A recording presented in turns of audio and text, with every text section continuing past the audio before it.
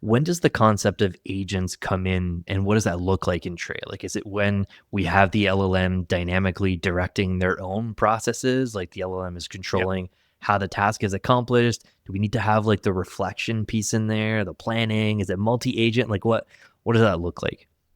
Yeah, sure. So I guess the simple way to break it down is, for those that maybe aren't as clued up on iPaaS, the simplest way I could describe the vision that we had starting the company was, how do you give quasi-technical people the capability of an engineer, right? So all of the things that come with standing up an application, right?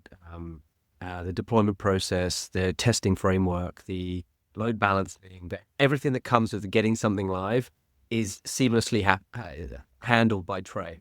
And what you do as the owner of the problem is you visually construct a solution. So if you've got, data or action occurring in multiple different systems, so maybe it's like a lead lifecycle process, and you've got multiple different inputs, sources.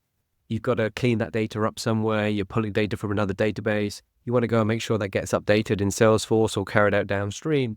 We effectively have a architecture and a series of different connectors for something like 600 or 700 services. Plus, it's extremely easy to connect to any service we don't do natively. But that's coupled with a whole bunch of logic. So you can do things like looping, branching, booleans, and all of the things that these capabilities that you have as somebody that builds an application. And so what effectively our users are doing, whether they know it or not, is they're visually creating apps. They're saying, hey, here's a process where I have all these different capabilities available in all these applications, and all this pertinent critical data is in these places. So I'm going to build a way that that's going to be automated or carry out some function for me. So from an AI perspective, there are three main ways that we interact, and we call it the Merlin intelligence layer.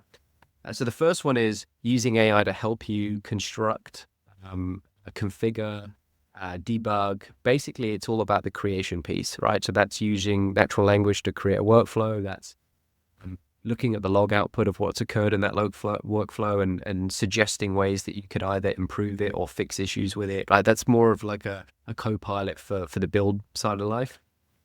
The second one is something that we call the AI palette.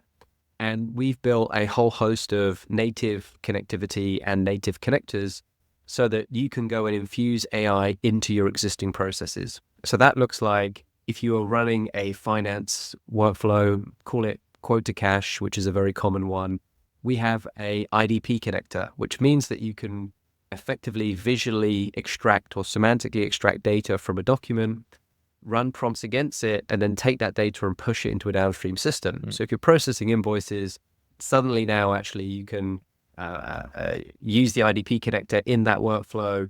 It'll grab the PDF. It'll allow you to write prompts to pull out all the different various elements of the data that you wish, and then it will go and push that downstream. You can do the same things with like semantic analysis. You can push data into our native vector database, or one of the ones that we support out the gate. So it's kind of like an instant way for you to go and implement an AI solution into a pre-existing or a new workflow. And then the final piece of the puzzle is the Merlin agent builder. And this part is particularly neat because what this allows you to do is, if you think of a workflow itself, which could carry out a function, maybe it's add data to a ticket, maybe it's go look up a bunch of Salesforce records. It can be as simple or as complex as you like.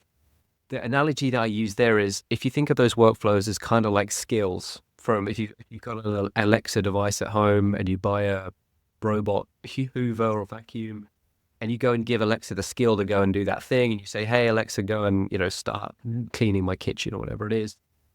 The workflows are skills that you're enabling the agent to have. So an example is, we have a ITSM agent, and it has a whole bunch of skills. It can do stuff like go and look up a user's provisioning access in Okta. It can go and access data from a knowledge base that pre-exists within the company. It can kick off a password reset and validate it with a video. It can carry out a whole series of actions. And so what the agent does is, when the prompt is received, which is maybe a question in an IT support channel, the agent says, okay, I've received this prompt. Now, based on the tools that I have or the skills that I have available to me, which one of these is the best one to solve that problem. And maybe it's a combination of some of them, but I'm actually going to go and carry the action. So you might say, hey, I'm trying to install, I can't get access to DocuSign, and you paste an image. So it will pull out the image, it will read the prompt, and it'll say, right, what do I have access to? Oh, this seems like it's an application request. I'm going to go and look up, because I've got access to it, Okta provisioning. Does this user, are they in the right pool for them to have access? Oh, the policy is stored somewhere else, so I need to go and check another. And it's doing all this in milliseconds.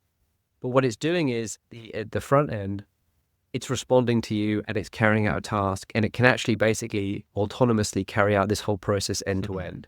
And so you're able to put in guardrails as the creator of the agent, things like make sure that it's a validated Slack ID and they don't have admin permissions, and you can stop prompt injections and things like that.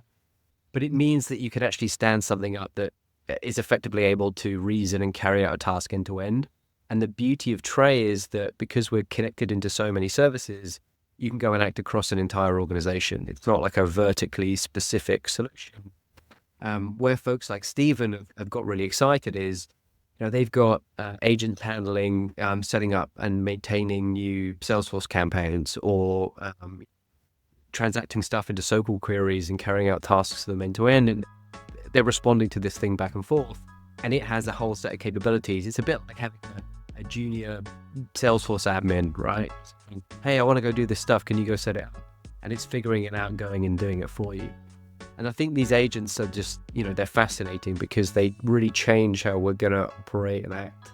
And we're already seeing it with many organizations that have pushed these things live. They're scaling services and solutions without needing people to do the tasks that they historically did. You can put them onto things that are more impactful or where their skills really lie.